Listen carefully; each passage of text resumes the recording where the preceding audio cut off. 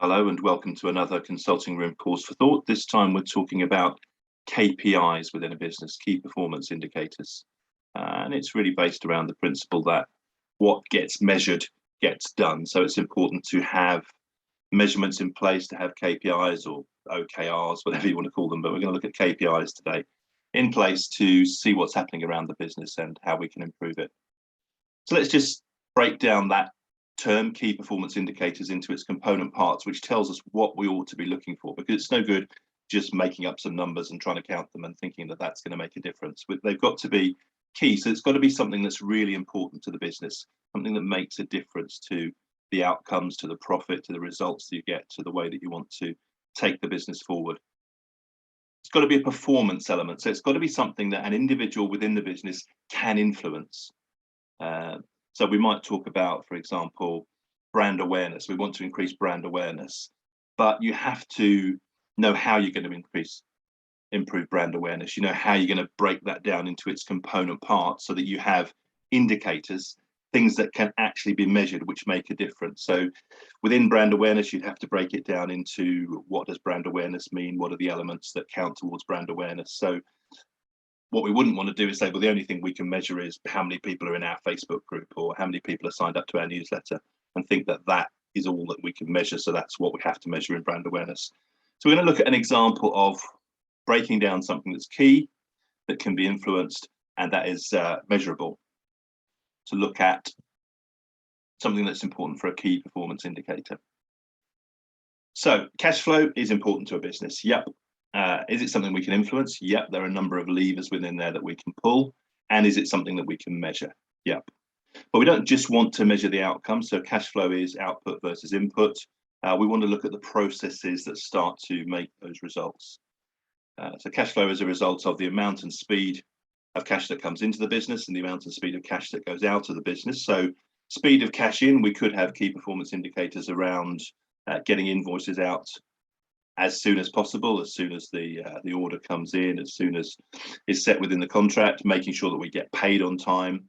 So that can influence the speed of cash coming in. But we're going to look at the most obvious one, which is the amount of cash that comes in, which is around sales. So let's start to break that down. This is a typical customer journey, if you like. It's important to have mapped your customer journey out and know what are the steps that take people from that initial contact to paying you money.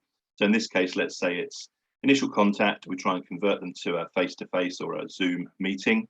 We try and convert those meetings to proposals, and then we try and convert those proposals to orders, and then we try and bump up the average amount of order, the average order value, and that's going to give us our sales figures.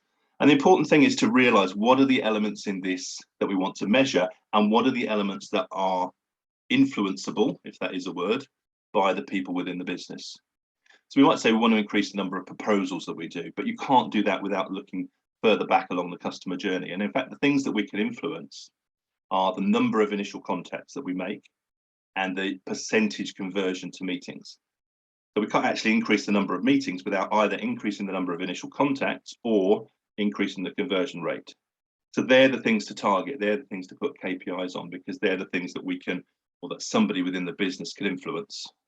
Proposals are a result of the number of meetings and the conversion rate of those proposals from meetings. So the things in green are the things that we can really influence and work on and look at the skills, the behaviors that are needed to improve those elements. And the things that aren't in green are just the outcomes really of the things above them. So when we want to KPI, we can KPI meetings, proposals, orders and sales, but we can't influence that unless we work on the stuff that's in green. And you don't have to work massive miracles on these things. Just making small marginal gains in each area can have a significant effect. So this goes back to Dave Brailsford, who was in charge of the Sky cycling team and the British cycling team at the 2012 Olympics, when they were very successful, the London Olympics. And he says the whole principle came from the idea that if you broke down everything you could think of that goes into riding a bike and then improved it just by 1%, you get a significant increase overall when you put them all together.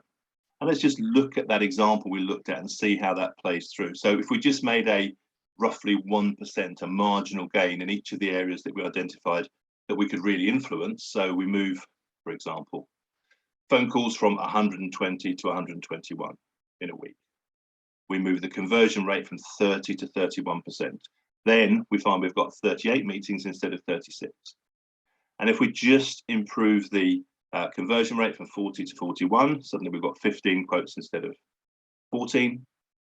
Move up the order conversion rate, we've got 8 orders instead of 7. And if we can just bump up the average order value by 1%, then we end up with 47,600 of sales as opposed to 43,200, which is a 10% increase. So just looking at those 5 areas and a marginal 1% gain gives us a 10% gain overall. And that's why KPIs, if you get them right, if you find the right things to measure that are really somebody can influence and are really key to the business, and you're able to measure them, can have a big difference to the way that you have your business outcomes, your business results, the bottom line profit at the end of the day.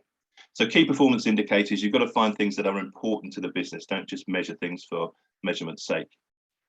Performance, they've got to be something that somebody can influence, so you can work with them to improve their abilities, improve their skills, improve their behaviors to get better at that individual thing.